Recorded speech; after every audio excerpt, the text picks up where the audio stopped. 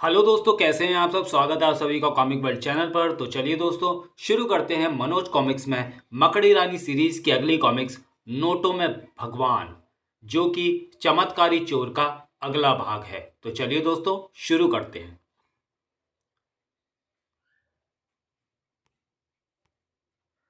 नोटों में भगवान, लेखक अशीत चटर्जी, चित्रकार जगदीश पंकज। जैसा कि आप पिछले अंक मकड़ी रानी और चमत्कारी चोर में पढ़ चुके हैं कि शहर में हो रही चोरियां और ड्यूटी पर तैनात पुलिस कर्मियों के रहस्यमय ढंग से गायब हो जाने की वजह से आम जनता में आतंक फैल जाता है। पुलिस विभाग में खलबली मच जाती है। चमत्कारी चोर को पकड़ने का साहस किसी में नहीं रहता है। इसी बीच मकड़ी रानी की चमत्कारी चोर से मुठभेड़ होती है और वह यह जानने में सफल हो जाती है कि मास्टर नाम का एक खतरनाक वैज्ञानिक ही चमत्कारी चोर है। तब मकड़ी रानी अपने साथियों अजय, विजय और टिंगू को एक ऐसी कार का पता लगाने का काम सौंपती है जिसमें चमत्कारी चोर के आदमी चोरी का माल लेकर फरार हुए थे। अजय विजय उस कार की तलाश में मारे मारे फिरते हैं। अचानक वह कार उनको नजर आती है। वे उसका पीछा करते हैं, लेकिन अपराधी उन्हें डॉस देकर निकल जाते हैं। असफल होकर लौटते समय अजय विजय की मुलाकात टिंगू से होती है, जो उन्हें प्रेत लीला की कहानी सुनाता है। प्रेतों का रहस्य जानने की कोशिश में वे एक रहस्यमय एवं पुरानी हवेली तक पहुंच जाते हैं। हवेली के पास उन्हें एक हीरा मिलता है। असल में वह हीरा सेठ गुलाब राय ज्वेलर्स की दुकान में से चोरी किए गए हीरो में से एक होता है। अजय विजय की गुलाब राय से यह कहने के बावजूद कि वह हवेली और हीरे के बारे में किसी को कुछ न बताए, गुलाब राय संबद्ध पुलिस अधिकारी इंस्पेक्टर तारकुंडे को सब कुछ बता देता है। इंस्पेक्टर तारकुंडे हवेली में छापा मारता है, परंतु उसे वहां कुछ नहीं मिलता। तब वह शक के आधार पर अजय, विजय और टिंगू को गिरफ्तार कर थाने ले जाता है। अब आगे प्रस्तुत चित्रकथा में पढ़ें। उधर हवेली के तहखाने में हमें माफ कर दो मास्टर, आइंदा कभी हम तुम्हारे रास्ते की रुकावट नहीं बनेंगे। तुम जो कहोगे हम वही करेंगे। जिंदगी भर तुम्हारी गुलामी करेंगे। हमें हमारा असली रूप वापस दे दो। हम वायदा करते हैं हमारी 7 पुश्तों तक भी कोई पुलिस की नौकरी नहीं करेगा। हम तुम्हारे हाथ जोड़ते हैं, हमें अपने बीवी बच्चों के पास लौट जाने दो। और अटास करती हुई वह रैस में स्याह आकृति हॉल में मौजूद अपने आदमियों की तरफ पलट कर गुर्राई। देख रहे हो इन्हें? यही हाल तुम लोगों का भी हो सकता है। रहम मास्टर रहम। इससे पहले कि हमारा कहर तुम पर टूट पड़े, बताओ पूरी एहतियात के बावजूद पुलिस इस हवेली में कैसे पहुंची? कौन है वह गद्दार? हमने आपका नमक खाया मास्टर, झूठ नहीं बोलेंगे। कल शाम मोटरसाइकिल पर सवार 2 लड़कों ने हमारी कार का पीछा करने की कोशिश जरूर की थी, लेकिन हम उन्हें डॉस देकर निकल गए थे। यह झूठ बोल रहा है सरदार। वे 2 नहीं 3 थे। अब मेरी समझ में आया कि वे लड़के हवेली तक कैसे पहुंचे। और फिर चौकीदार रात हवेली में दाखिल हुए अजय, विजय और टिंगू से हुई मुलाकात के बारे में मास्टर को बताने लगा। जैसे ही वो खामोश हुआ, मास्टर दहाड़ा, और तुमने उन लड़कों को लौट जाने दिया मूर्ख। वे लड़के तुझे तुझे जरूर पहचान लेंगे, इसलिए अब तेरा जिंदा रहना खतरे से खाली नहीं। रहम मास्टर रहम। लेकिन मास्टर को चौकीदार पर जरा भी तरस नहीं आया। और पलक झपकते ही, ईश्वर तुम्हारी आत्मा को शांति दे। चौकीदार की मौत का यह नजारा देख बाकी आदमियों के बदन में झुरझुरी सी दौड़ गई। तभी मास्टर उनसे मुखातिब मुखातिब वो भयानक स्वर में बोला, तुम लोग फौरन उन लड़कों का पता लगाकर उन्हें खत्म कर दो, ताकि इस हवेली का जिक्र उनके होठों पर ना आ सके। Yes master. उधर तारकुंडे अजय, विजय और टिंगू का मुंह खुलवाने के लिए सख्ती बरतने की सोच ही रहा था कि तभी, सर आपका फोन। ठीक है तुम चलो, मैं आता हूँ। फिर तारकुंडे अजय, विजय और टिंगू की तरफ पलटते हुए रूखे स्वर में बोला, मैं तुम लोगों को कुछ समय और देता हूँ, फैसला कर लो। तुम लोग मुंह खोलोगे या मुझे तुमसे सख्ती से पेश आना होगा? ये मत सोचो कि टिंगू है तो मैं कोई लिहाज करूंगा। इतना कह तारकुंडे दंदनाता हुआ हवाला से बाहर निकल गया। तारकुंडे के बाहर जाते ही विजय टिंगू से मुखातिब वो बोला, तू ही समझाना अपने पापा को। पापा को तो मम्मी ही समझा सकती हैं भाई।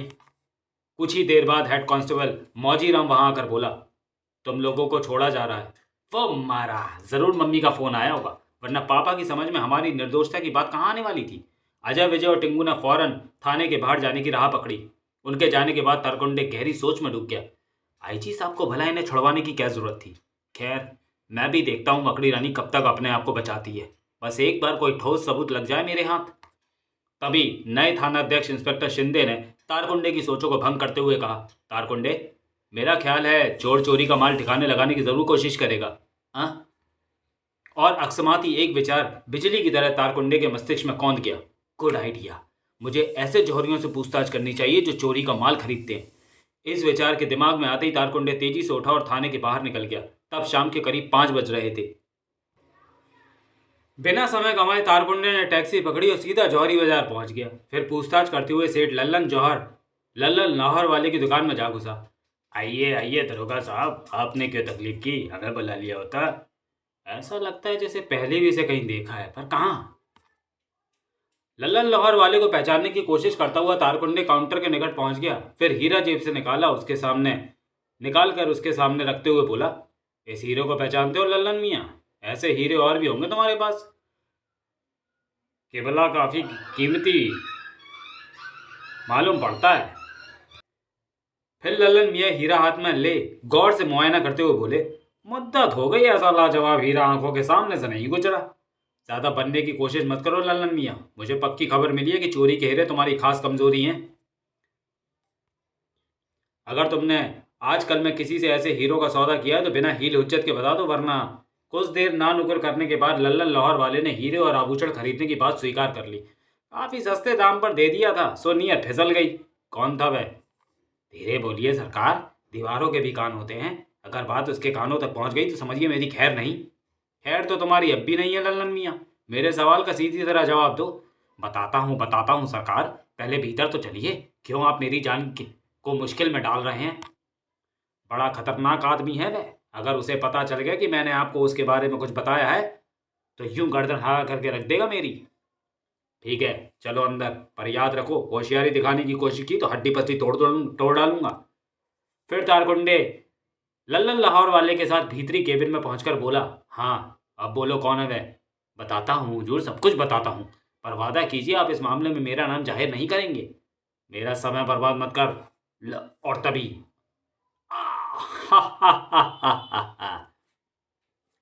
दूसरे ही पल तारकुंडे मूर्छित तो फर्श पर ढेर हो गया।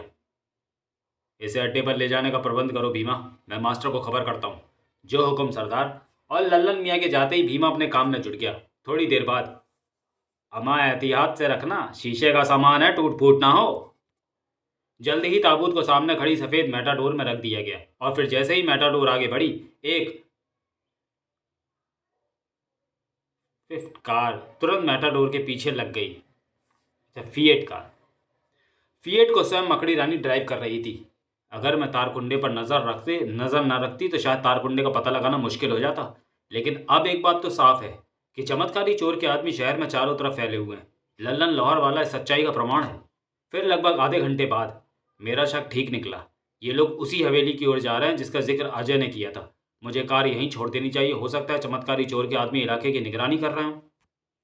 और कार को वहीं कच्ची सड़क से हटाकर वृक्षों की ओट में खड़ी कर मकड़ी रानी किसी छलावे की तरह आगे बढ़ी जा रही थी। कुछ ही देर बाद, तो ये है इस चबूतरे का राज। गाड़ी वापस ले जाओ और मेरे फ़ोन का इंतज़ार करो। ठीक है सरदार। और लल्लन लाहौर वाले के नज़रों से ओझल होते ही चबूतरे का खुला बाग फिर बंद हो गया। अगले ही पल भीमा मेटाडोर लेकर वापस लौट पड़ा।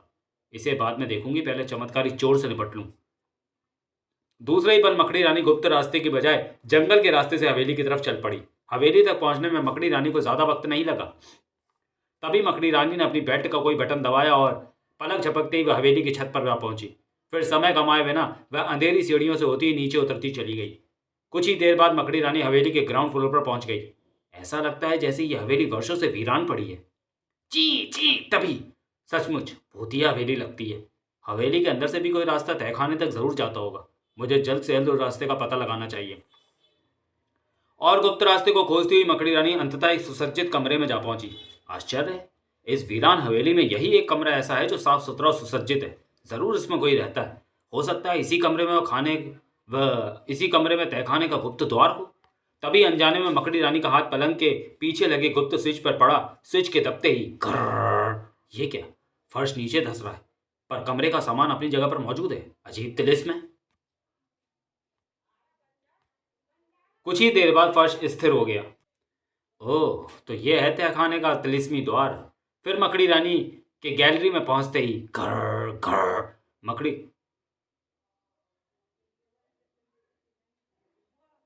मुख्य द्वार स्वतः ही बंद होता चला गया। मकड़ी रानी आगे बढ़ गई। कुछ दूर जाकर जैसे ही उसने गैलरी का मोड़ पार किया, क्या खबर है भीमा? यह आवाज तो लल्लन लाहौर वाले की मालूम होती है। अगले ही पल मकड़ी रानी अधखुले दौर से अंदर झांक रही थी। तो वह छोकरे हवेली के मालिक का पता लगाने की कोशिश कर रहे हैं, तो तुम उनकी मुश्किलें आसान क्यों नहीं करते थे? उन्हें काली माँ के मंदिर में इसी बहाने से बुला लो और उनका काम तमाम कर दो। समझ गए ना? इस बीच मकड़ी रानी दबे कदमों से अंदर दाखिल हो गई। जैसे ही लल्लन लाहौर वाला रिसीवर क्रेडे पर रखकर मुड़ा, कौन? मकड़ी रानी? तो तुम यहाँ? तेरी एक एक बात मैं सुन चुकी हूँ। तू आज तक कानून की नज़रों में धूल झोंकता रहा। पर मुझे धोखा देना इतना आसान नहीं है लल्लन लाहौर वाले और डाकू लाखन सिंह। अब तू मेरे हाथों से नहीं बच सकता। तुमने यहाँ आकर और मेरी असलियत जानकर अपनी मौत को दावत दी है मकड़ी रानी। कहने के साथ ही लल्लन मियाँ का हाथ तेजी के साथ टेबल पर रखे रिवॉल्वर की तरफ बढ़ा, लेकिन उसकी सारी फुर्ती धरी की धरी रह गई। ताक!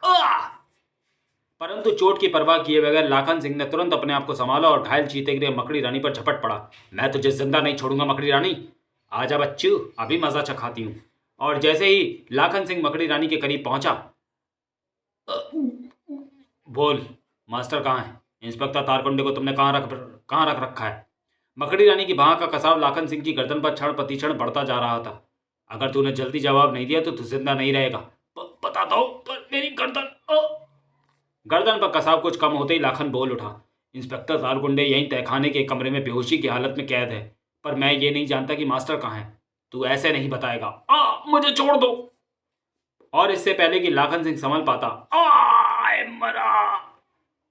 जल्द ही लाखन का धैर्य जवाब दे गया, मत मारो मुझे, मैं तुम्हें सब कुछ बता दूंगा। अब आए ना सीधे रास्ते पर। अब बता मास्टर कौन है और तेरा उसे संबंध कब और कैसे हुआ? फिर लाखन सिंह बिना किसी विरोध के उस हवेली में अपने आगमन और मास्टर से हुई पहली मुलाकात के बारे में मकड़ी रानी को बताने लगा। करीब 5 साल पहले पुलिस की पकड़ से बचता बचाता मैं अपने 6 साथियों के साथ इस शहर में आ गया। फिर हमने शहर में छोटी मोटी डकैतियां डालनी शुरू कर दी। एक दिन डकैती डालने के इरादे से हम इस हवेली में आए। सरदार, सुना है ये भूतिया हवेली है, हवेली में जाना खतरे से खाली नहीं। बकवास बंद कर भीमा, भूत प्रेत नाम की कोई चीज़ नहीं होती। मैंने अपने आदमियों को प्रोत्साहित किया। यह बहुत पुरानी हवेली है, ऐसी हवेलियों में अक्सर खजाने गड़े होते हैं। अगर किस्मत न साथ हो तो आज हमारे वारे न्यारे हो जाएंगे। ठीक है सरदार, जैसी तुम्हारी मर्जी। तो चलिए दोस्तों, वीडियो को यहीं समाप्त करते हैं और मिलते हैं नोटों में भगवान के दूसरे और अंतिम भाग में अगले वीडियो में। तब तक के लिए धन्यवाद।